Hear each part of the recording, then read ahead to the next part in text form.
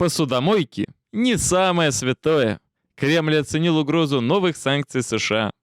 Пресс-секретарь президента Дмитрий Сергеевич Песков, говоря об угрозе новых санкций, которые могут привести к запрету на ввоз в Россию потребительской электроники и бытовой техники, заявил, что не видит в этом угрозы. Ну, подумаешь, какая-то бытовая техника. У нас же есть холодильник «Саратов». У меня, кстати, реально много лет стоял холодильник «Саратов». Слава богу, все-таки посудомойки не относятся к категории самого-самого святого, как вы говорите. В нашем обществе они к категории самого святого не относятся. Хотя это очень важно для удобства бытовой жизни. Дорогие друзья, как вы думаете, если в Россию запретят ввозить бытовую технику, семья Пескова будет как-то ограничена в своих бытовых удобствах, в своем комфорте? Мне что-то подсказывает, что такие, как Песков, они как раз никаких санкций не боятся. Названы условия введения в России продуктовых карточек. Научный руководитель Института экономики Российской академии наук, что не хухры-мухры, не просто какой-то там университет высшей школы экономики, это Российская академия наук. Руслан Гринберг в беседе с РИА Новости назвал условия, при котором в России могут быть введены продуктовые карточки. Это может произойти в случае роста цен на продукты питания. Простите, экономист Российской академии наук. У нас продукты питания дорожают уже несколько лет подряд без остановки. Что касается потребительских цен, если их рост продолжится или ускорится, то правительство вынуждено будет либо начать субсидировать производство наиболее важных продуктов, либо наступит необходимость вводить в Россию продуктовые карточки. То есть либо мы откатываемся во времена дефицита, либо мы раздаем деньги олигархам. Да, что такое субсидировать наиболее важные производства? Раздаем деньги олигархату. Все правильно, все замечательно. Как нам Владимир Владимирович говорил, к чему он нас призывал? Нужно осуществить, я говорил об этом не случайно в послании, прорыв. Ну, говорил о необходимости прорыва. Прорыва в будущее.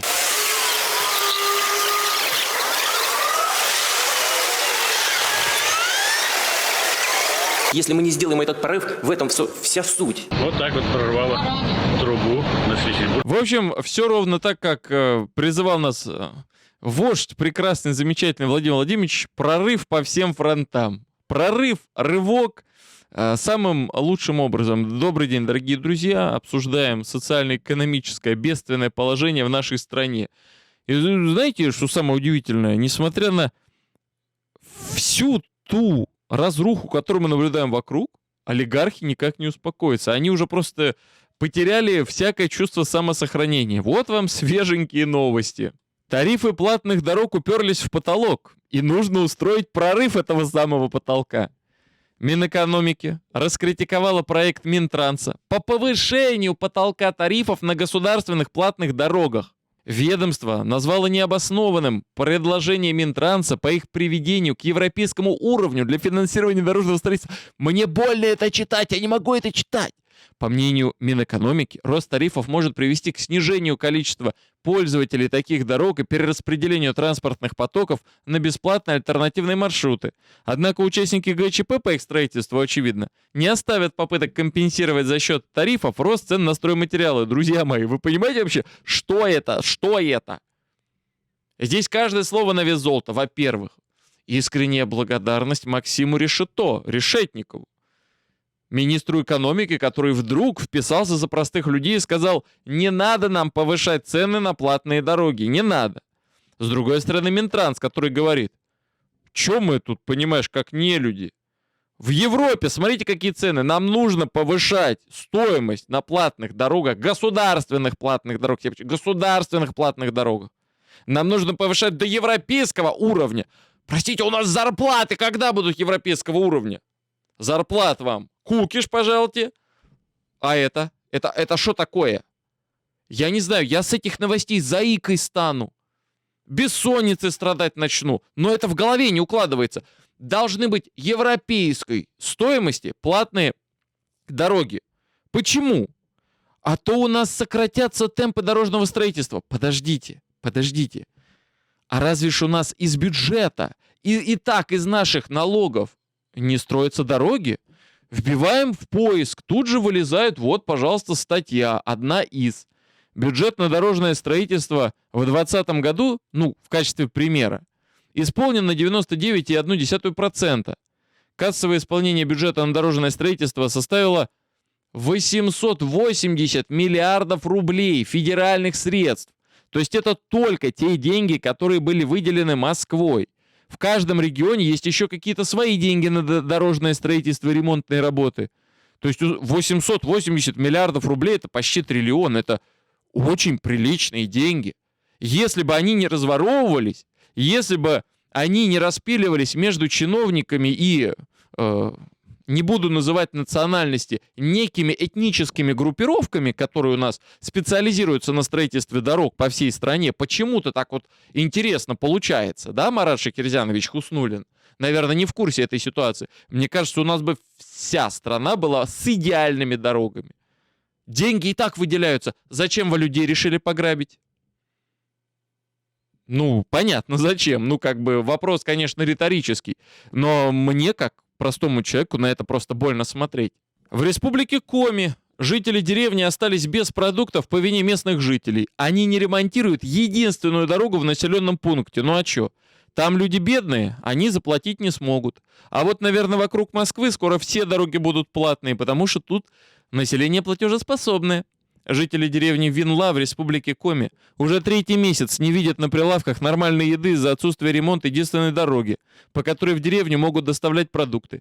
По словам местных, власти с октября обещают сделать дорогу, но на словах все и заканчивается. А целый поселок оказывается в изоляции и вынужден закупаться в соседних населенных пунктах, ближайший из которых в 15 километрах от Винлы.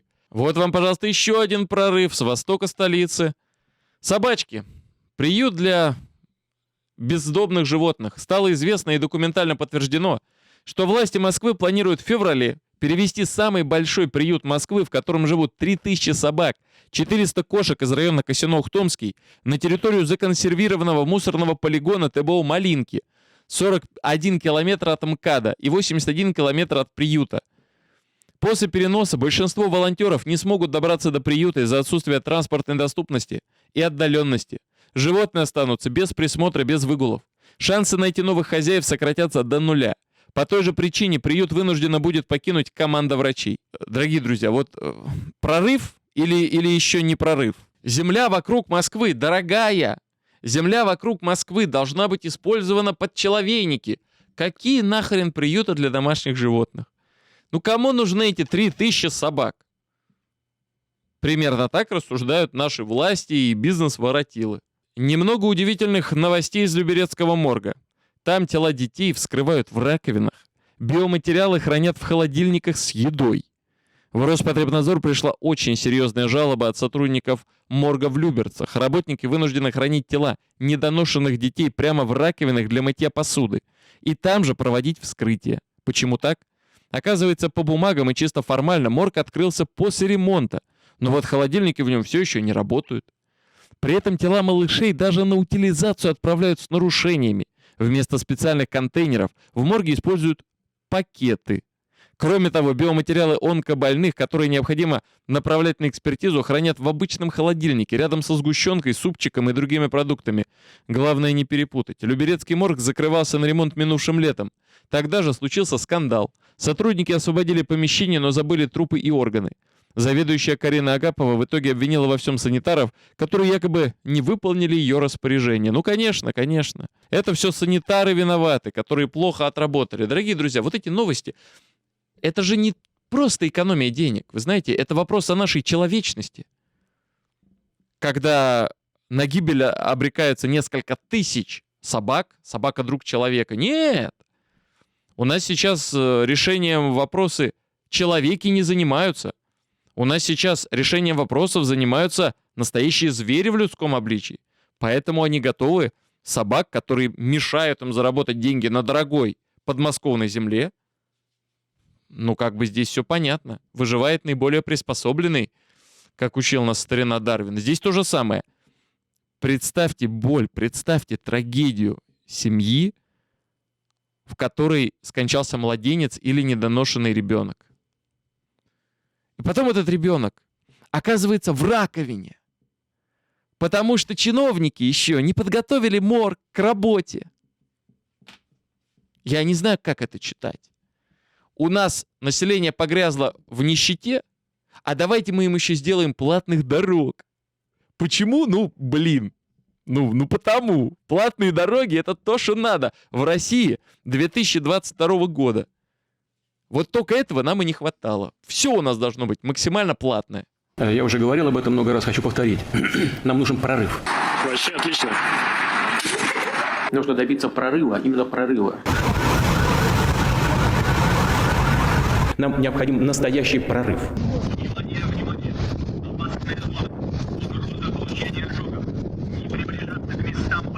Все получается, Владимир Владимирович. Прорыв по всем фронтам. Беспощадный пиарщик в своем стиле написал замечательную статью.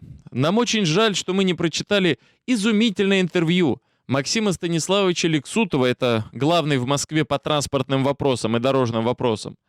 Впрочем, это же как хорошее вино в декантере, должно обогатиться кислородом.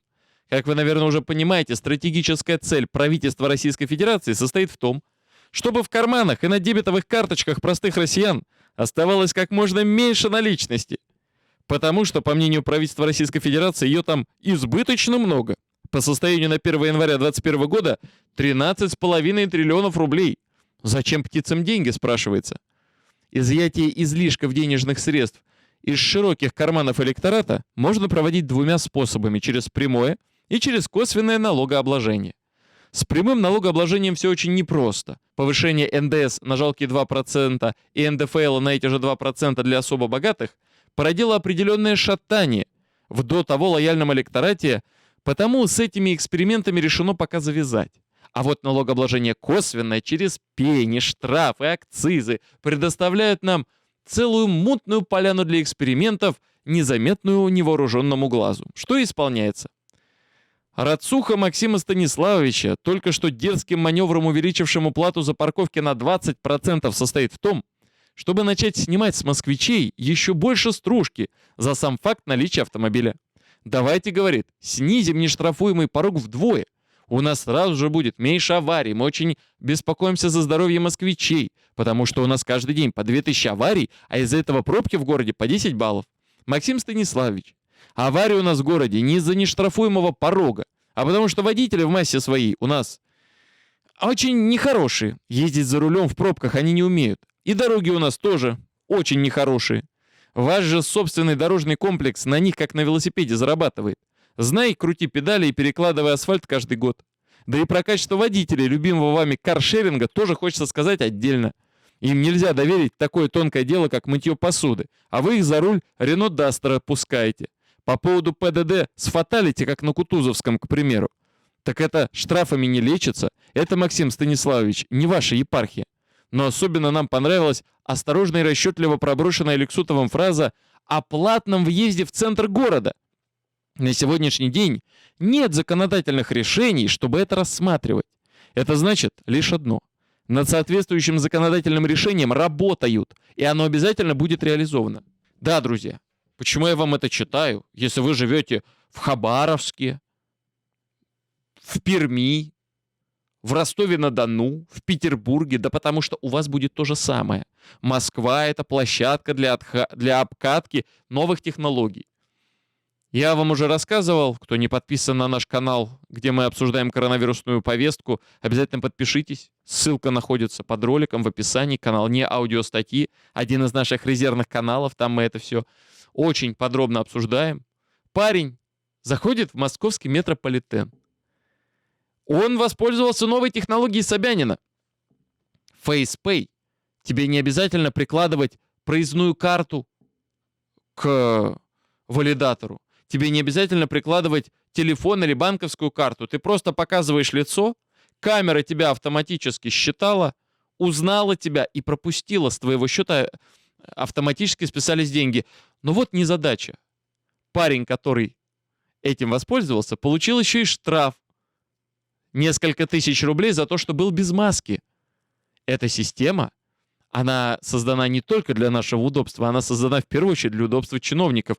Вы без каких-либо проблем оплачиваете свой проезд, и точно так же чиновник знает, что вас можно оштрафовать, и вы получаете штраф, и идете в суд доказывать, что вы не индюк, что, может быть, вы просто масочку приспустили на 3 секунды, чтобы пройти через этот фейс-контроль. А вам уже штраф прилетел. А потом бегаете, говорите, что вот эти 500 рублей тут, 1000 рублей здесь, 5000 рублей там. У вас же полно времени. У вас есть знакомые адвокаты. Правда ведь? Или вы проглотите? На это и расчет, что мы проглотим, что мы не будем разбираться, что мы не будем судиться. Ну, слушайте, если из 1000 человек половина будет судиться, но половина-то точно проглотит. Беспроигрышный вариант. На нас зарабатывают, как на новой нефти, изо всех сил, изо всех щелей. Если в Москве сейчас ввели платные парковки, и в ближайшее время введут ядрить-мадрить, страшно представить. Платный въезд в центр, это означает лишь одно. То же самое придет в ваш город. Через год или через 3 года. Но точно придет. Готовьтесь. У вас уже много платных парковок, хотя бы в центре городов? Напишите в комментариях, из какого вы города, из какого региона уже есть такая проблема или пока нет такой проблемы. Центробанк изменил тарифы на ОСАГО по всей стране. Уже 9 января от Ачхой-Мартана до Приморья и от Балтийска до Кизляра стоимость автогражданки выросла от 2 до 36%. Но и это не все. Верхняя граница базового тарифа повышается на 10%. Хуже всего водителям-новичкам и таксистам. Без учета всего прочего, автогражданка для них обойдется на 17-30% дороже существующего сейчас коэффициента. Инициатива Центробанка бьет по малообеспеченным гражданам, говорят правозащитники. На 12% ОСАГО подорожает в Калмыкии, кроме Элисты, Тыве, кроме Кызыла, во всей Курганской области, кроме Кургана и Шадринска, на Чукотке, в Юрьевской автономной области, в республиках Чечня и Ингушетия, а также в Хакасии. Автолюбители, это ваше время. Готовьтесь. Готовьтесь. Если у вас есть автомобиль, значит, у вас есть деньги и на все остальное. Значит, вас можно доить. Если у вас есть квартира, значит, вас можно доить.